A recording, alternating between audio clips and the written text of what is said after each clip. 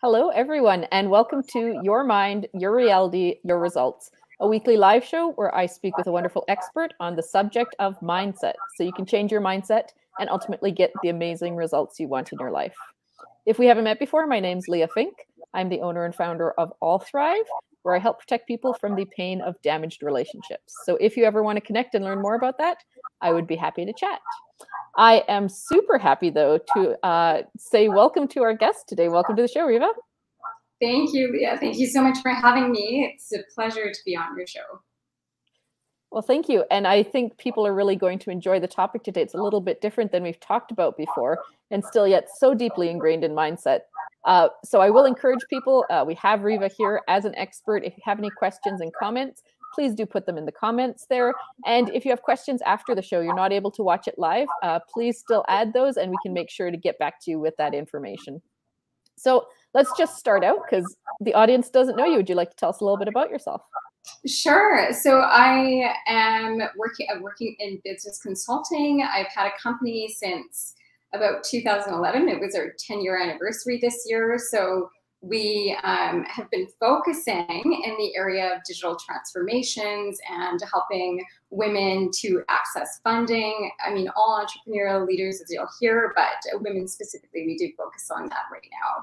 I actually worked in multinationals prior to me starting my business. So banking, fashion, telecommunications, the reason I opened the business was just because I was really focused on wanting to work with something that aligned with my values. And so that's how I got started in this space. Perfect. Well, and you've mentioned women, and obviously we're going to be talking about women today. But before we go too deeply into that, first I want to say if there's any men watching, this is very relevant to you. We are going to be talking about women, and as we'll hear today, though, women are a great investment to make if you have female employees. This is all going to be relevant stuff to you. So I just want to encourage people with that, first of all. But before we get into that piece, let's talk about like why even talking about investing in funding, right? Yeah, so, the reason why we are focusing on funding, that's a really good question. From our experience working over the last few years, working with entrepreneurial leaders all over the world, what I realized was that, each one of the leaders were at their best when they were deriving their passion from the ability to work in their purpose. So these last few years, we've seen a lot of divisions devastate communities all around the world.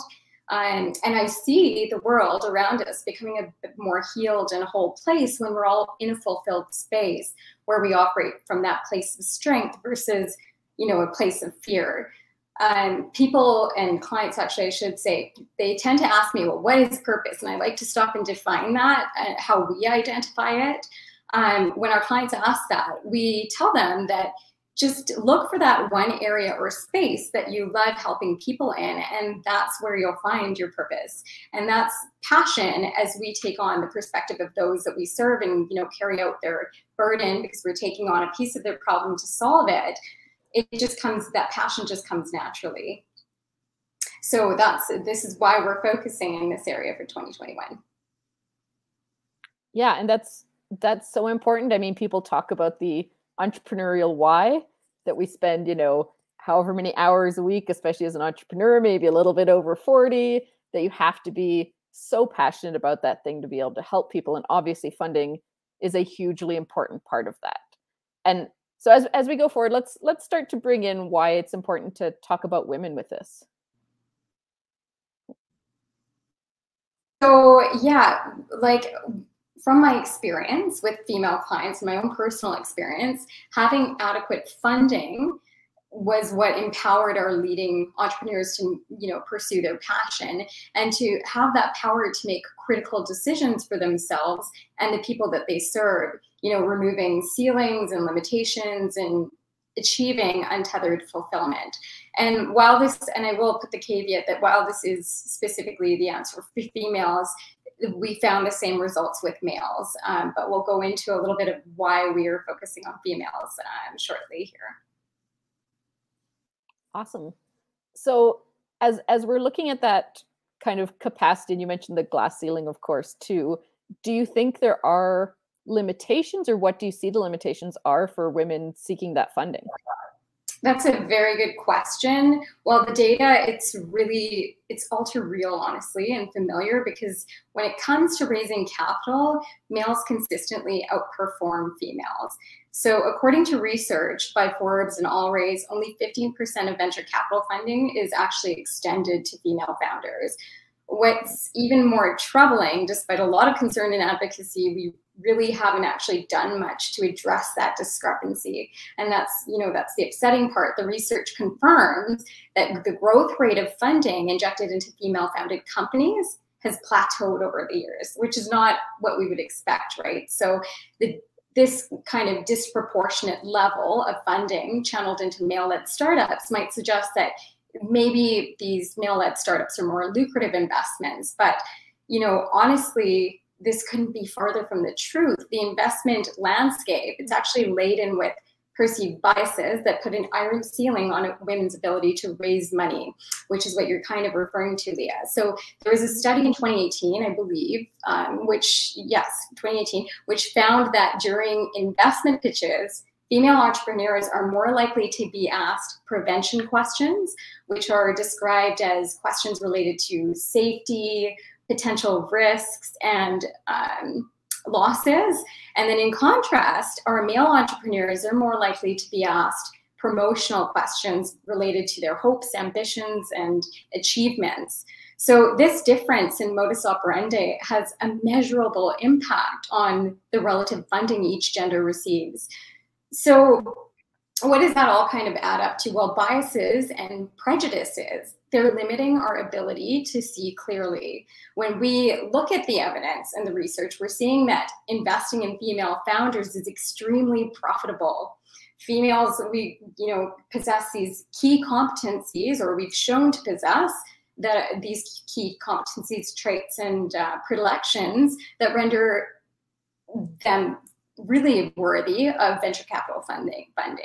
So I can talk a little bit, Leah, about the case for women, how we perform, like a little bit of the performance outcomes. That'd be great. Okay, if that sounds interesting. Please. I think I asked that with a little bit of a smirk, because usually this is what people are really excited about hearing when they do hear it. So female founders actually outperform males. And the business case story for funding female founders is really simple. A recent study from Boston Consulting Group evaluated 350 companies that had been a part of a mass challenge program. And the study revealed that for every dollar of investment raised that female-run startups, they actually generated 78 cents in revenue. Now, if we compare that to male-run startups, they were only generating 31 cents to the dollar. And as we conjecture, that's the staggering number that everyone has a response to, a little bit of a sigh or a astounding response. But yes, as we conjectured, women, they outperform their male counterparts despite raising less money. So that number, that difference in productivity, it looks like 935,000 versus 2.12 million. And that's a big deal. That's a very big deal. And this data, it's not unique. First Round Capital, for example, they found that female founder companies, which it had funded, actually performed 63% better than all male founding teams that it funded. And we compound that evidence with research from Ewing, Marion Kaufman Foundation, which actually found that women-led programs, they generate 35% higher returns on investment than all males teams. So we often like to say that the case is clear. Females generate higher revenues and venture capital returns. So it's something that we love to brag about. That's something that we kind of take as a pat on the back, and no shade on any of our male counterparts. We want to be able to own this piece of our success, because we do actually have to, go through a lot of challenges that our counterparts would maybe not have to encounter. Yeah. Well, you've kind of blown my mind with those numbers, both the small amount that is actually invested in women, but also just that difference in profitability, I think, is the opposite of what people would see. The opposite, right? Everyone's saying, oh, we're doing a push for women right now, so there's probably more funding for female entrepreneurs. You know, there surely aren't that many biases. I've heard a lot, or even a more interesting argument, which, you know, would be, oh, well, it's because women have been pushed so much that allows them to achieve these great things. Like it's this huge benefit to be gifted. They have to work so much harder to kind of prove yourself in this field to even get the same benefit. So I don't know if everyone else's mind is blown as much as me. I hope that there's someone who's has some sort of role in providing funding that is listening to this going, why am I providing funding less to women than men? So just first of all, gotta re-emphasize those numbers, absolutely blowing my mind. So what do you think is really feeding into this bias then? Is it just past history, or yeah, do you see any patterns that would give any reason to this? The only pattern that I would say that we could speak to is just how females, you know, you could look at income levels of females in corporations, or just general income levels of different regions. And we still are, you know, there is still a gender equity gap, right? There's a gender pay gap. So I would say it's very consistent with those types of patterns, and looking at, you know, what it looks like in conversations when females are having those conversations versus male with their bosses, and what the questions are and what, you know, the barriers are. We have so many examples, but I won't necessarily go through all of those. They're pretty personal examples for people that we're in the network with. But I think everybody could take a second and think about those conversations, or if you don't have that experience, even as a male entrepreneur, because we definitely, male leader, I should say, we definitely need advocates for that equitable space. And yes, Leah, as you said, bankers, or like if you're in a position to back a female, whether that's in the corporate workplace or whether that's in an entrepreneurial space, well, now you have the data to say that that is a really good investment, and maybe the question mark in your head as to why is that not, why are we having such a discrepancy in the amount of funding received for women, or why do we have this pay gap within, you know, our region or our society or the world in general? Why does that exist? So I think it's very consistent just with world trends. And I think those patterns, you can see it obviously in corporations and different organizations as well. No, I think that's a really good point. And maybe just quickly re-emphasizing for people is, I think it can be really hard when we have conversations like this for men who are listening to maybe feel a bit attacked, feel like, well, I'm trying to support women, this isn't me. And this is why that unconscious bias is so dangerous, is because often people with the best intentions who care about women might not notice these small things that they're doing that are impacting. And I would welcome any guy to prove me wrong. If you notice yourself in an interview asking the exact same questions, you know, if you're getting feedback about that, I would love to hear about it, first of all, from our male allies who are really fighting this fight for us. They're just great. Mm-hmm. And, you know, like, it isn't anyone's fault to be reared in a system that is inequitable. I mean, there's so many cases we can talk about inequities that exist in the world, and, you know, the privilege that comes with being in certain positions that give you, you know, access that other people don't get. But the important part is just being aware. I mean, it can feel defensive. I know even for myself, being a resident in Canada and hearing about things or atrocities that occurred, that I know I've benefited from that position in society. It is hard, because it's kind of crazy when you get the information and you see the statistics and you're like, oh, yikes, I fall in there. I benefited from that. So, I mean, I also didn't make those direct actions. So, and I think being aware, I'll make conscious decisions. And so I think that's just a space that if you do hear it and you are surprised, it's okay, but now you know. So when you have the chance to make an impact, please choose differently, or at least be more open-minded as you make those decisions. Yeah, that's a good, it's kind of, you can only do the best with the knowledge you have. So now hopefully having more knowledge, you can make a slightly different decision. And a lot of the work I do is around helping people understand power dynamics, whether that's in their role, whether that's in, you know, those privilege pieces. So I'm just so on board with you on this. And obviously as a woman, there's a little impact there as well. And unfortunately, knowing this side of the equation, I know often it can be left up to the women to take those first steps, right? There might not be that perfect male ally there for us. So what would you say are some of the first steps a woman could do if she wants some of that funding as a founder of a business? Yeah, you know, I love that you just transitioned to that, because I always say it's important to know the problem, but don't focus on it, because, you know, what you focus on, you hit, right? So, and that grows. So if you want to focus on the problem, then you're going to start growing the problem. If you want to instead be like, okay, we're aware of it and let's take this data and do better, well, I have data. So the things that we would suggest and we find very successful for our female entrepreneurs in terms of getting funding, well, I'll go in this direction. We actually encourage women to stop begging for a seat at the table and just make their own table. We live in a world where entrepreneurialism is now celebrated, and running a business is a, you know, liberating venture for anyone. So sourcing adequate funding, or, you know, running out of it, that's where we trip up. Like, that's where every single, regardless of your male, female, any kind of division, getting funding and staying going as an entrepreneur, that's where it gets very difficult, and that's the biggest obstacle to reaching success. With that said, our founders, our women founders, they have to be really relentless at pursuing it to achieve that goal. But the good news is we don't have to, in this pursuit, work really hard. We can work very smart with this data.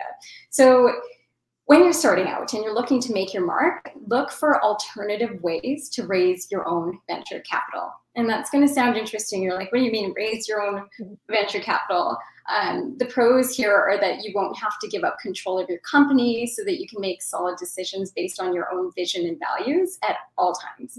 And secondly, as a woman, your chances of getting funding, the ways I'm referencing here, are solely at the discretion of how much time and effort you're willing to put into creating a funding plan and executing on it. And women entrepreneurs, they have great odds because of these competencies, traits, and predilections. As we've shared, you can feel confident in betting on yourself. So the two ways that we focus on are grant funding and feeder funding.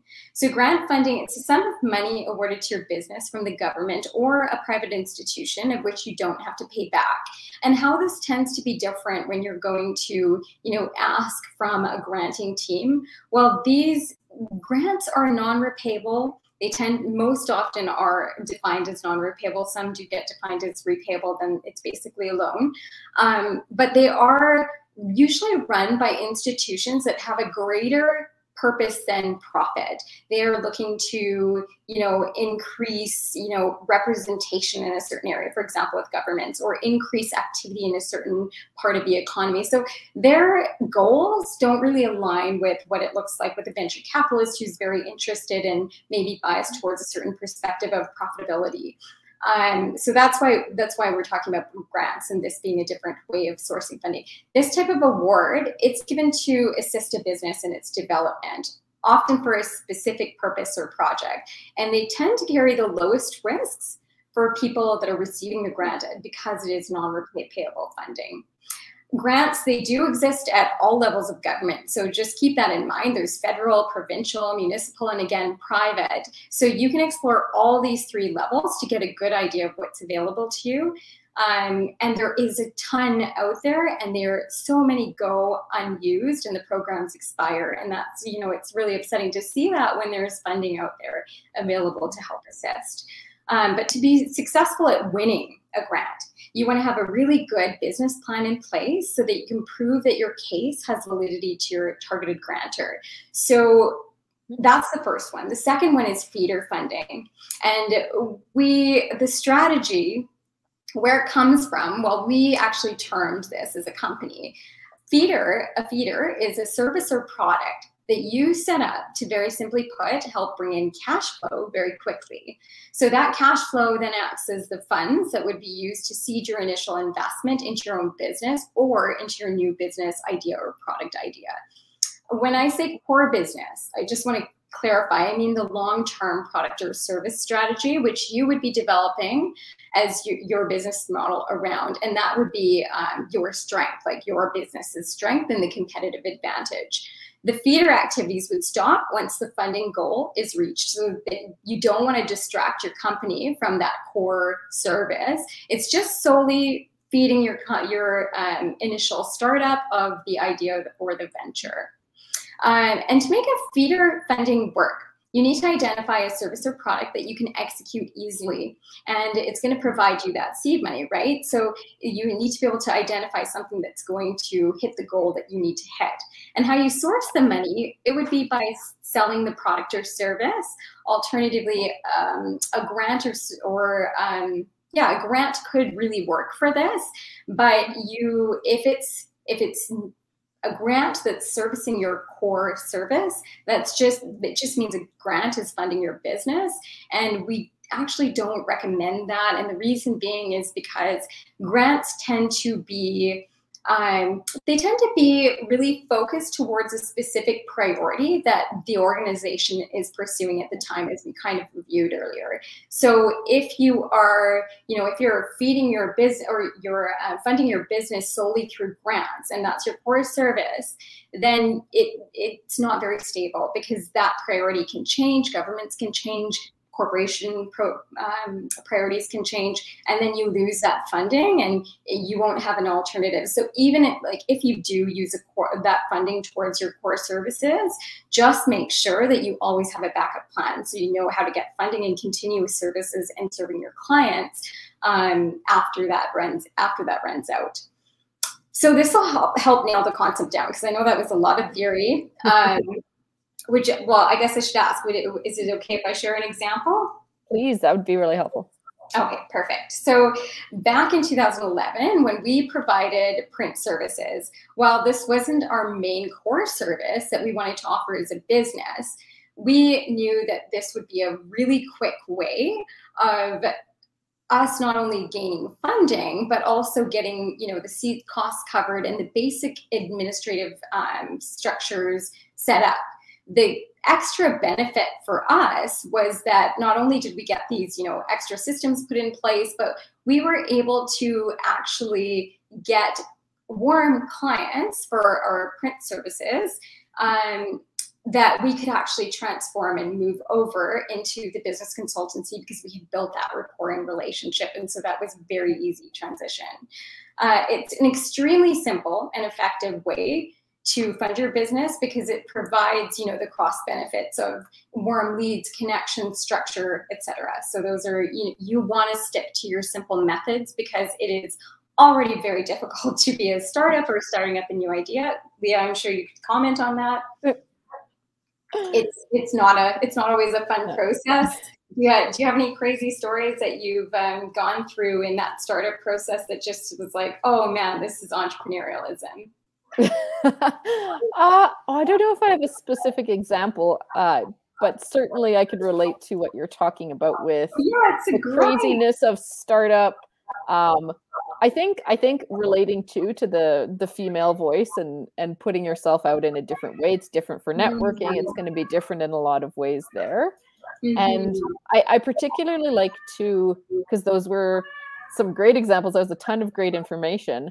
And talking about grants, because as we're talking about systems that are supporting maybe or disadvantaging women, sure, I do think a lot of those, either non-for-profit or government, are aware of the discrepancies and maybe working a little more towards it. Because I certainly have heard, at least in this area, of more trying to support female-led businesses. And it's just a shame that it's only that section right now maybe that's giving that support, and hopefully moving it more towards this fuller range of funding opportunities.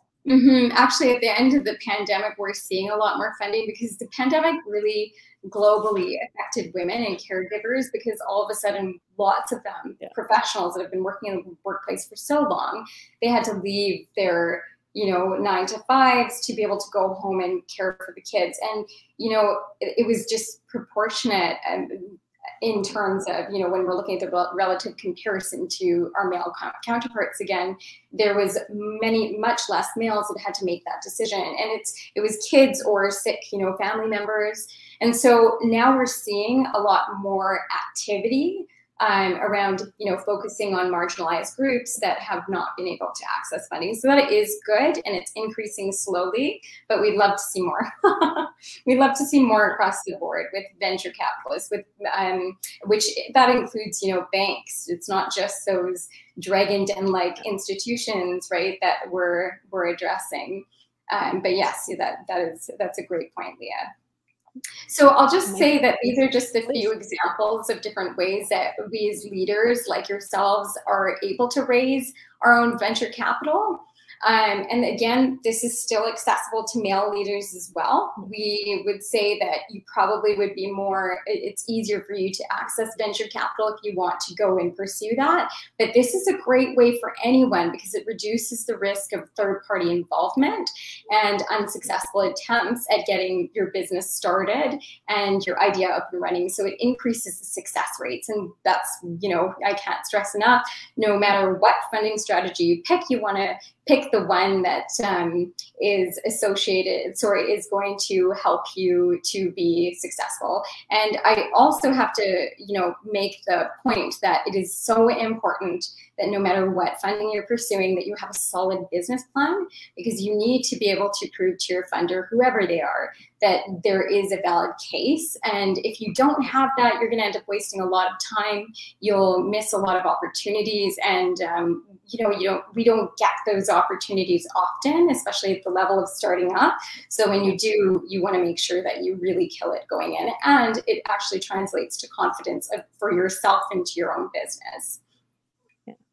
I think that's a really important point. I think you might have psychically read my last question, because my last thing was going to be, are there any pitfalls or traps that you suggest people be very conscious of avoiding? So obviously, not having a solid business plan would be one. Is there anything else you'd really caution people to either be aware of or avoid?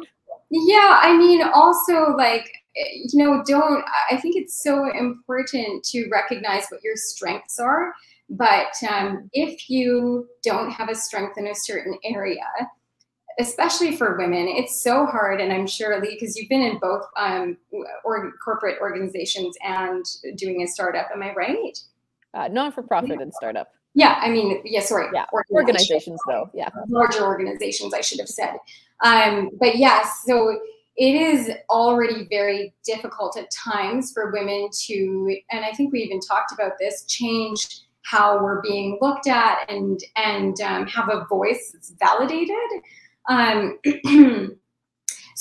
But in this scenario, every single entrepreneur that starts out, the things that really hold them back are when they cannot admit that they can't, or they don't have the knowledge to figure something out, and they can't go and ask for help. So I think the only other pitfall that I would say is really important, and we'll stick with those two, have a solid plan, period. And then secondly, because, resources are limited and we don't want to waste them. And then secondly is to ask for help. When you don't know something, ask for help. There's so many places that networks that will just give you insight. You could find a mentor. But as well, when it comes to professional services, if you're looking for interrelational, building a team, and you want to make sure that you build a strong relational team, Leah is a great person to talk to about what those dynamics should look like, and bring her in to consult. Not necessarily Leah, I suggest Leah, but there's a million different professionals that can actually help you, and it makes that whole journey so much easier, because you are, you're not having to have that full learning curve, incur the cost of that full learning curve. So, you pay a small amount in many cases for professional opinion, but the growth and acceleration that you get is exponential, and it saves you in the long run time and money. And that's the two things that stop us from continuing on our pursuit. So those would be the two pitfalls that I would say are really focus on. I love that. In my mind, those are also both really big mindset pieces, right? That willingness to ask for help.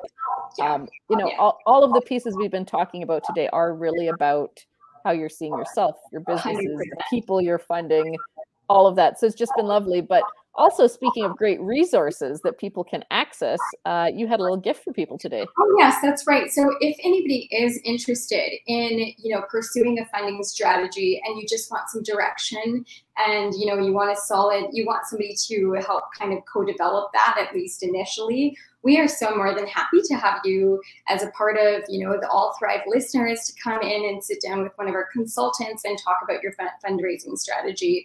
No, there's no strings attached to that. We just really love to see people working in their, best places and spaces. So we're happy to offer that out to you guys and all these wonderful people under the All Thrive audience. Well, thank you. That is so generous. And certainly if anyone's been listening to this going, well, this sounds great, oh my God, what do I do? I would really encourage you guys to get in contact with Reva. We're going to make sure her contact is in the comments right after the show. So please do reach out, take advantage of that amazing offer, because we can't operate without funding. We can't pursue our dreams, like you said, and be that amazing, effective, just incredible person that we want to be. So I thank you so much for being here today. You are so welcome, Leah. And I love that you ended on that note, because sometimes people are like, what, you're talking about funding? How dry? But it's not dry, because, funding enables us and empowers us. And that's why we're focusing on it, especially at this time. We see people wanting to be empowered to have control over their own outcomes, not being the victim to whatever is happening in the economy at the time or in our, our world of our society that's around us. So I'm glad you brought it back to that. And I appreciate the time, Leah. This has been a wonderful conversation, and I really appreciate the opportunity to speak to you guys today. Yeah. Well, again, thank you so much for being here. I really appreciate it. And we will see everyone next week. Take care, guys.